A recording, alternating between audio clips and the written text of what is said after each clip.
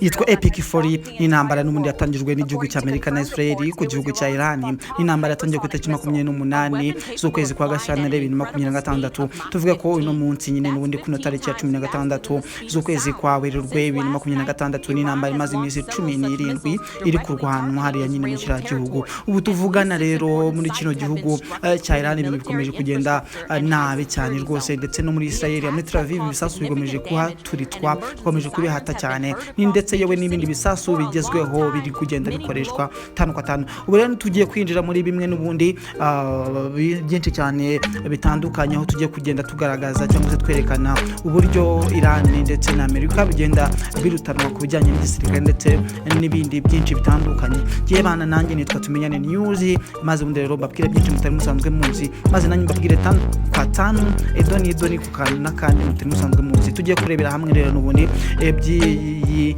comparison y'ibihugu. So Donald Trump ayoboye Amerika mu gihe yatura Mujtaba ariwe n'ubundi wasimbuye se ku butegetsi, nibyo tujya kujya tureba ni nka Harris Amari. GDP rero y'ibihugu byombi, Amerika ikoresha trillion 31 n'ibice bibiri, mu gihe n'ubundi Iran ikoresha GDP ya miliyari 375. Mu bijyanye n'igisirikare, Amerika ifite miliyoni 2,146, mu gihe igihugu cya Iran gifite 610 by'abasirikare bari mu kazi. N'ubundi ikomeje kuba iri hejuru kurenza Iran. Giye ku matanka cyangwa se imodoka atwarwa cyangwa se yandarasa armored vehicles, Amerika ifite 3,390, mu gihe Iran ifite 60,000 byonyine. Urumva yuko n'ubundi Amerika igomeje kujya hejuru igihugu cya Iran. Rwanda n'abasirikare ku butaka sasa rero, Amerika n'ubundi ifite 6,700, mu gihe Iran ifite 1,040 bwonyine. Murumva yuko ruracyageretse n'ubundi Amerika iri hejuru y'igihugu cya Iran ku bijyanye n'ibi machine cyangwa se izi za blender cyangwa se kuri za blender z'ubundi bwoko. Amerika ifite 5,475, mu gihe Iran ifite 1,500 bwonyine. Urumva yuko n'ubundi Amerika ikomeje kuzamuka iri imbere cyane ku rutonde rwacu ko irenze Iran mu bintu byose. Ariko mu by'ukuri urugamba nagarwo rurwana n'ubundi na tactique na technique, byo nago byagukanga. Abasirikare n'ubundi batari mu kazi cyangwa se ba reserve force, Amerika ifite 1,161 n'abasirikare 200, mu gihe Iran ifite abasirikare batari mu kazi 350. Isaha nyine babahamagarira bakajya mu kazi. Murumva n'ubundi Amerika iracyari hejuru kuko ifite abasirikare benshi ba reserve force. Ibyo nibyo byose. Ya mamodoka atwara abasirikare byandi twita nyine mu Rwanda twita za Tata, Amerika ifite 450, mu gihe Iran ifite 71 byonyine. Urumva ko Amerika iri hejuru n'ubundi ya Iran, nubwo turi kugenda tubirebera aho hamwe nyine n'ubundi Amerika iracyari hejuru y'igihugu cya Iran ku bintu byose. Ku bijyanye n'izi mbunda batereka hasi ku butaka zitwa toward artillery cyangwa se nimbare zita materials adona wasinde umusirikare gusa, Amerika ifite 1,100, mu gihe n'ubundi to artillery Iran ifite 1,800. Anga Iran rwose ikoza akantu hano irarusha Amerika ku buryo bugaragara. Dukomeje n'urutonde rwacu hano ko turasanga rero total aircraft cyangwa se za ndege zihagurukira ku bwato ndege bwiruka cyane, Amerika ifite 14,300, mu gihe no Iran ifite 600 bwonyine. Ahangahe Amerika rwose ikubise umuntu inshuro, urabona ko ikubye nka 3 cyangwa se 5 igihugu cya Iran. Ikindi kandi turasanga fighter jet za ndege mbi cyane, izingizi zigenda hafi ibirometero nka 100 ngahe ku isegonda. Amerika ifite 1,943, mu gihe Iran ifite 231. Murumva yuko hano Amerika ikubye inshuro nyinshi cyane kino gihugu cya Iran. Aho ngaha Amerika iri umuntu kabisa, urumva yuko iri hejuru. Hari indege zitera bombe cyangwa se zitera amabombe, izi ndege ziba zirukanka cyane ku birometero byinshi cyane. Amerika ifite 157 rero, mu gihe Iran ifite 23 bwonyine. Urumva yuko hano Amerika nayo ikomeje kurya umuntu. Hano murumva yuko Amerika ikomeje gukacanga umuntu muhishtisha amenyo yombi, 32 mu menyo n'ubundi mu kanwa. Transport special mission cyangwa se za ndege z'impunzi zitwarwa zijyana wenda imizigo ndetse n'ibisasu bindi bya kongera mu zindi ndege. Amerika ifite 1,535, mu gihe kino gihugu cya Iran gifite 360. Urumva ko hano Amerika ikomeje kurya umuntu mukacangishira amenyo yose.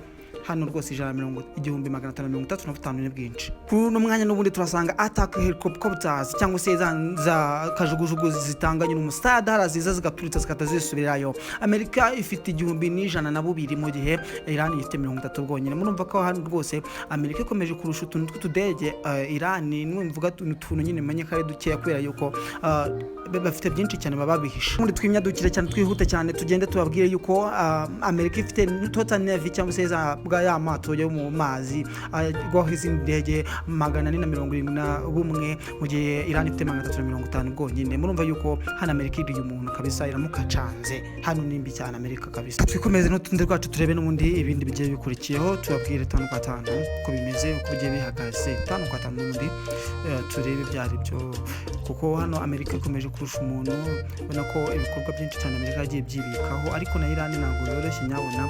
Ibi nibyo bigaragaza ko intambara ishobora kuzatinda nk'uko abantu benshi bari babyiteze. N'ubundi twihute cyane zababwira yuko duhasanga destroyers cyangwa se corvetters. Izi ni ndege n'ubwato bwihuta cyane buba mu mazi ariko bwo burasenya buza burimbura kuko bwo rwose ikintu kipitambitse cyose kibaho kitagituritsa ku bisayi kuko gihagarika n'ibisasu byinshi cyane bigabye cyose bigabyo kuri za submarine cyangwa sumare mu migi y'Ifaransa. Naduke cyane twihuse cyane tubabwire yuko Amerika ifite 59 ndetse Iran ikagira 300. Ubwo ni nyine ni partnership cyangwa se patrouille za bwato bukora patrouille mu mazi. Ahangaha Amerika rwose mwumva ko ikubiswe inshuro na Iran urumva ko ifite ubwato bwinshi cyane kuko Iran hano ho iri umuntu kabisa mukacanze. Ndakeka muri kubyitegereza ino foto neza kabisa muri kwireba neza 5 kwa 5. Izi modoka cyangwa se zino zirinda ubwirinzi bwo mu kirere hano Amerika ifite 3,000 mu gihe Iran ifite 2,000. Nabibutsa yuko buno bwirinzi natwe u Rwanda turabufite bwa bundi bwahagaritse ibisasu ara mu karere ka Rubavu. Ibi bisasu cyangwa se zino zirinda nyine ibisasu bibigwa ku butaka hano rwose murabona ko Amerika iri hejuru h'igihumbi kuri ziriya ngabo nyine za Iran. Ahangaha ku 5,177 hano Iran mu byumve yuko ihisha makuru yabo bitwaro bafite hano rero niza zindi bintu basanga bitaza intercontinental ballistic missile cyangwa se n'ibindi bisasu byinshi cyane kuko hano Iran irimo irakoresha ibisasu byinshi bigezweho bitigeze bikoreshwa na rimwe kuva intambara zose zabaho. Hano Amerika ifite 5,177 ariko amakuru y'igisirikare ku ntwaro baragenda bayahisha kenshi cyane. Comparison of the US and Iranian Air Forces. Ariko muri mu ncamake mwabonye yuko Iran iracyakomeje kuba n'ubundi nayo wenda tushize ku ijana turabona yuko Iran barayirenze kujyanye n'igisirikare kujyanye n'intwaro ariko mu by'ukuri hano Iran igikombe itwara neza kabisa ihagarara ko uko Amerika na Israel Iran nubwo na benshi baba bafite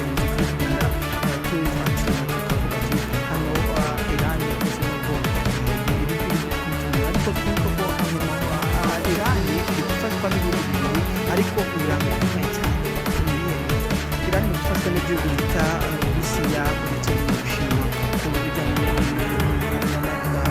n'ubutaka bushakisha amakuru y'ibisasu bishobora gutera Iran igihugu cy'Uburusiya ndetse n'ikizungu cy'Ubushinwa bigafasha Iran mu butasi nyine nk'uko amakuru atandukanye.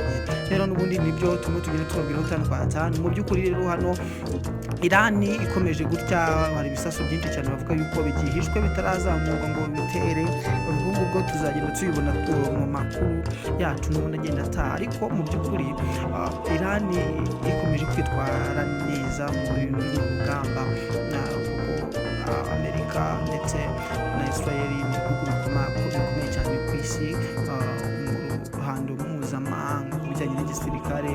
Iran nayo ariko ntabwo buriya yari agafu k'imvuga kimwe cyangwa se k'ivuga kamwe nayo twabonye urwego rwabo kuko bashobora gutinza intambara ikangiza ibintu byinshi bitandukanye. Noneho tuvuga n'abahagaritse umuyoboro ucibwamo n'amato witwa Strait of Hormuz cyangwa se umuyoboro nyine ucibwamo n'amato ajyana amavuta ku bihugu bitandukanye byo ku isi nzima natwe hano mu Rwanda ndakeka bitugeraho.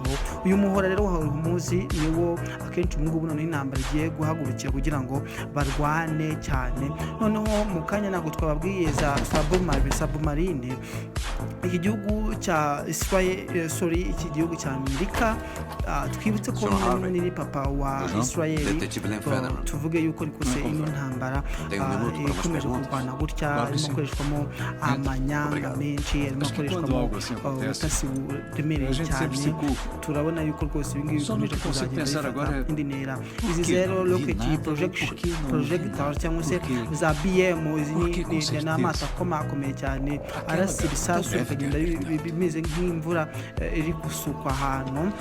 Tujya tuyibona hano hirya mu bihugu by'abaturanyi gukoreshwa nabo. Ubwo rero icyo nababwira cyo nikomeje gutya intambara y'isi rwose ishobora kuzavuka kuko submarine 70 ya Amerika ndetse na 25 za Iran izi ngizi zirwanira hasi mu mazi zihishe ziri hasi zirikura ibisasu bikomakomeye cyane cyitwa za torpedo n'ibindi bisasu bigiye bifite umukana bwinshi urenze ukwemera. naho ngere rero twagiye tubana muri iki kiganiro nitwa tumenyane news aka the Bad State Tiger official nkurikirana ku mbuga zanjye zose nkoresha nitwa tumenyane kuri YouTube 150 maze kuri subscribe maze tuke tubana umunsi ku wundi ndetse no kuri za Instagram nitwa Blackfire Bad State official. Murakoze mwirwe kandi mugire umunsi mwiza. Amafu n'amafaranga byose bibafubike. Nitwa tumenyane news.